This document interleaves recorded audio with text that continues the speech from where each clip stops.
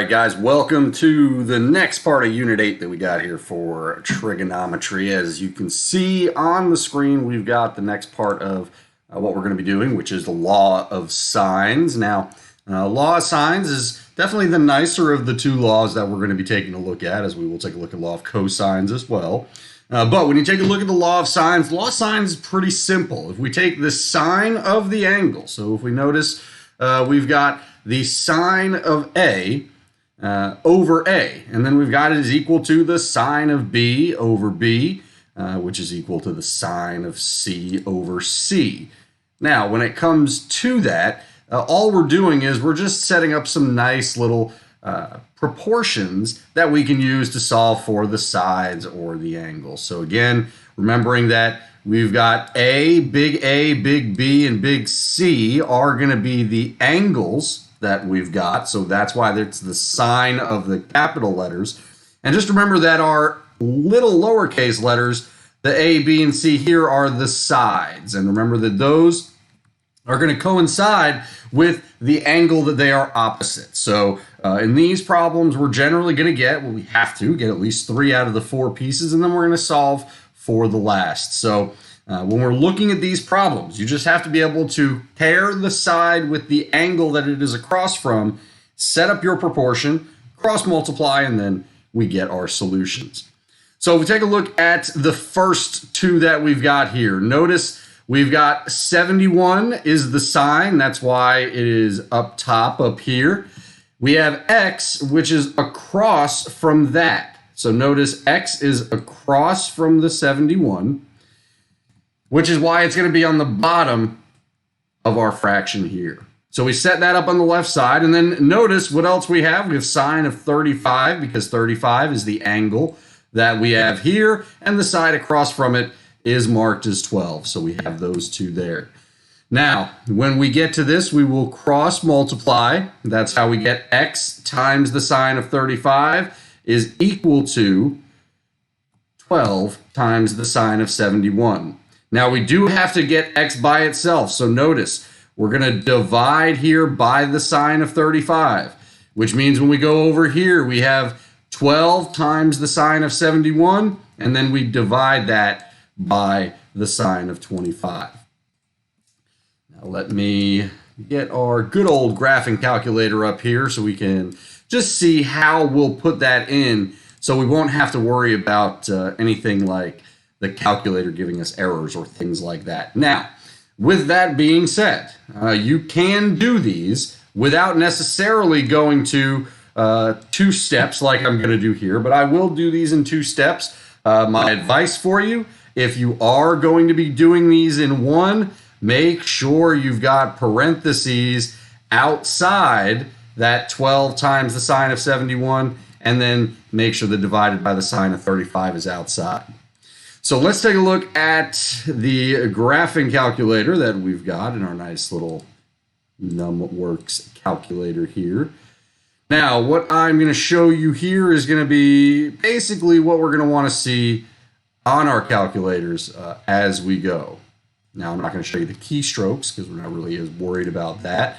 But we want to do 12 times the sine of 71 and then divided by the sine of 35. So we first take 12 times the sine of 71 and we hit equals. Now after that, we're going to divide that. So we have our answer divided by the sine of 35. And notice we get 19.78 there, 19.78154. And if we do go back, it's rounding it to the nearest tenth, so we have 19.8 for that. Now, I am keeping this on the calculator just to show you if you do want to do this all in one shot, because some of us do, like to do it a little bit quicker, should I say. Notice what I have to do here, we have to go outside of that parentheses. So notice we've got 12 times the sine of 71 in parentheses. Notice the double parenthesis at the end. Now, the good thing about this calculator is now, since we've got the division, notice what we have on the bottom. It's going totally on the bottom. We divide that by the sine of 35, and either way, we still get the same exact answer. But notice when you're using this calculator, if you're using this specific one, I would make sure that the sine of 35 is right there on the bottom, the sine of 71 on the top.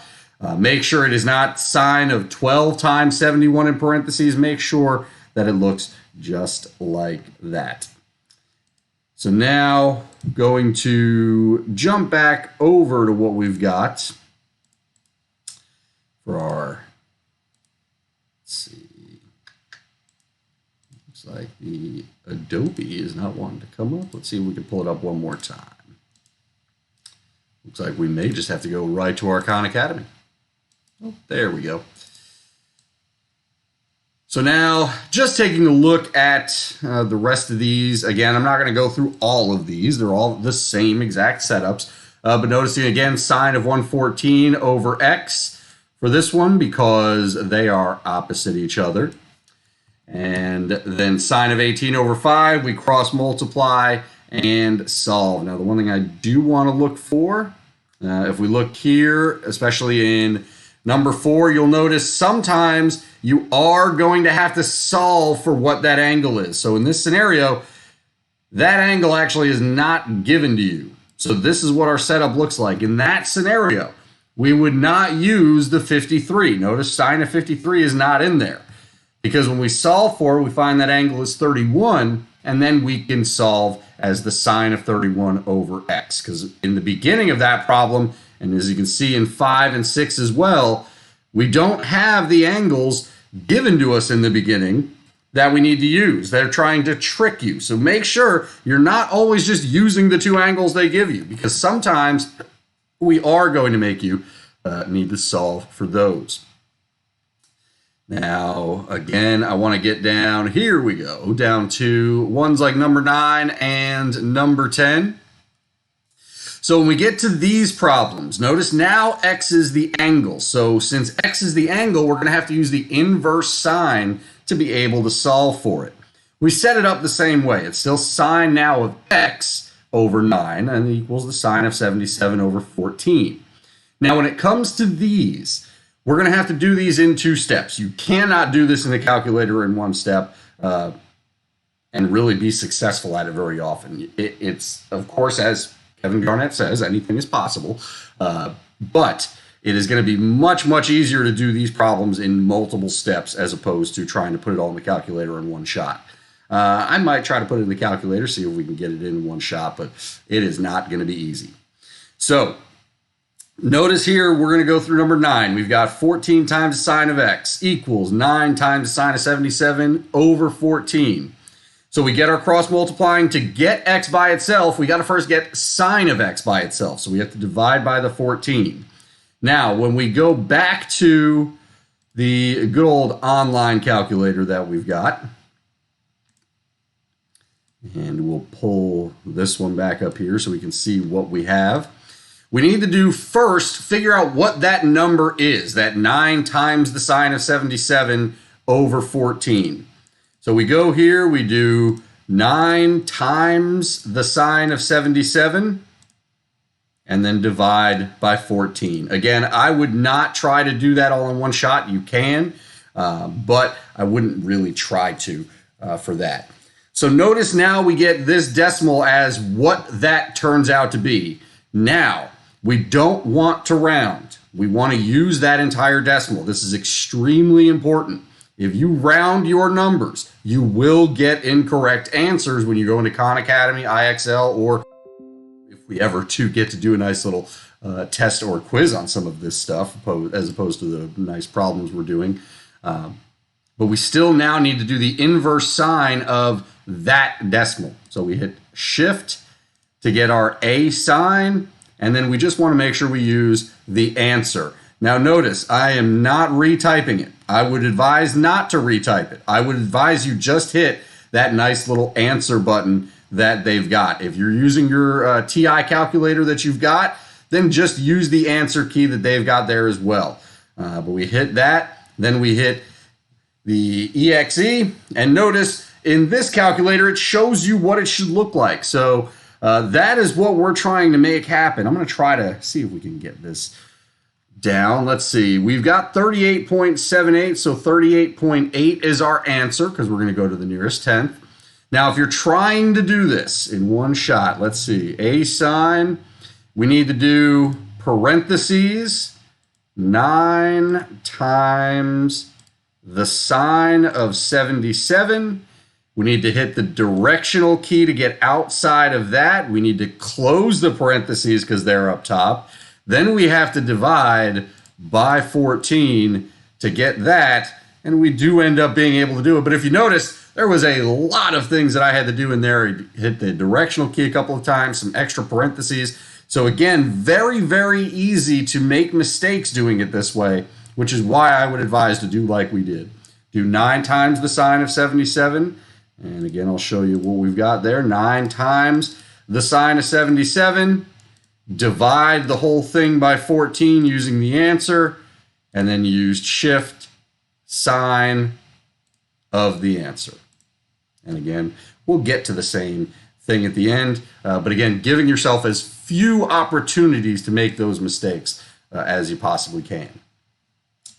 Now, let's go to, see if opening a window in that works. Yes, it does. So we're going to go to Khan Academy and take a look at your assignment for today, which is due tomorrow at 8:30.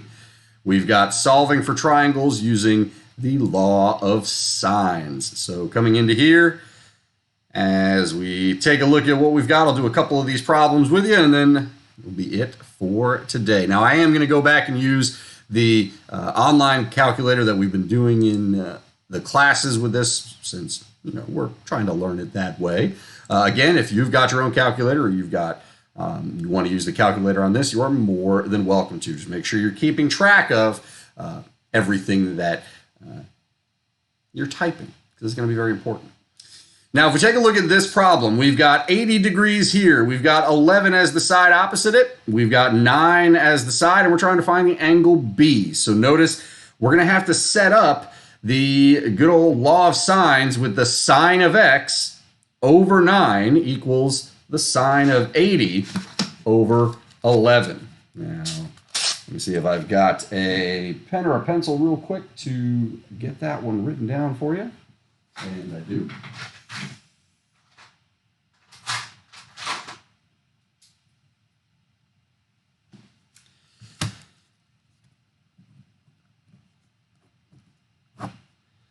And again, just going to write this out for you so you can see what this problem will look like.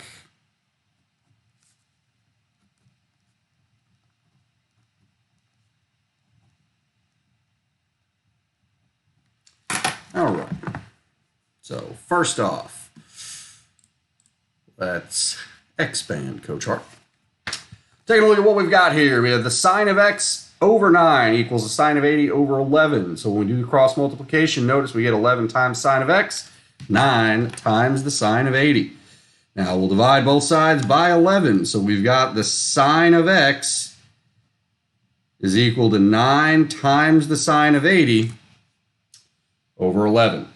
After that, we'll take the inverse sine of that, and we'll see what we end up with as our answer. Now, remember, we are rounding to the nearest degree here.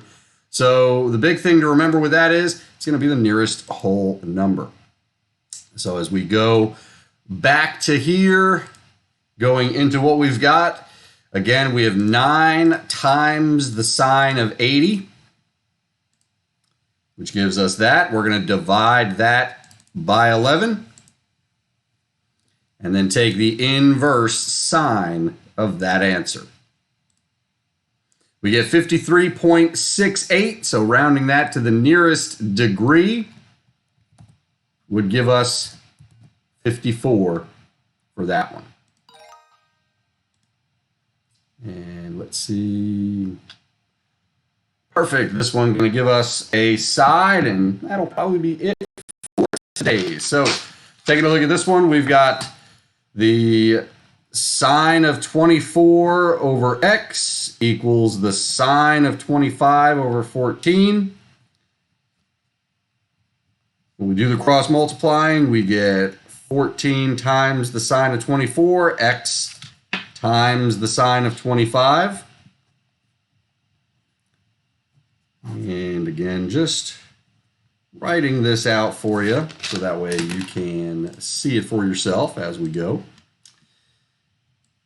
Let's make it a little bit bigger. So if we take a look at what we've got here, we see the x times the sine of equals, my mistake, 14 times the sine of 24 over the sine of 25.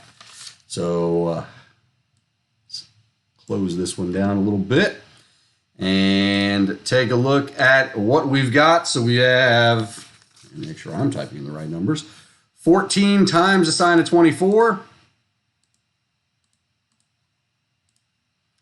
And then all that divided by the sine of 25. That gets us 13.47. So rounding to the nearest tenth, 13.5 for that. And we got it. So remember, guys, law of sines, only using sine. We are not using cosine or tangent for this. Like I said, the only other thing that you may need to do in these problems, aside from setting up your proportions correctly, is solving for what that third angle in the triangle would be if it's one of the angles opposite the sides that you need to use. If you have any questions, make sure you email me, let me know. But you've got your assignment that is due by 8:30 a.m. tomorrow. We will get practice with IXL as well using law of sines. So if you want to jump into that, you can kind of find the law of sines module on IXL. And with that being said, why not just take a look at what it is in case you're doing what you should do and watching the videos and doing your work. We'll give you a little heads up if you want to do anything tomorrow. Now, those of you that are falling behind a little bit, there will be calls being made, I don't think tomorrow, probably Thursday. You'll start seeing the calls go out for those of you that need a little reminder of what we're doing. But either way, taking a look at geometry, if you're looking to where a law of sines is going to be going with this, we see law of sines is R11. That's going to be what we'll be practicing tomorrow. If you need anything, make sure you send me an email. If you have any questions or you need a Google Hangout, we can definitely do that. Stay safe, stay healthy. Have a great day.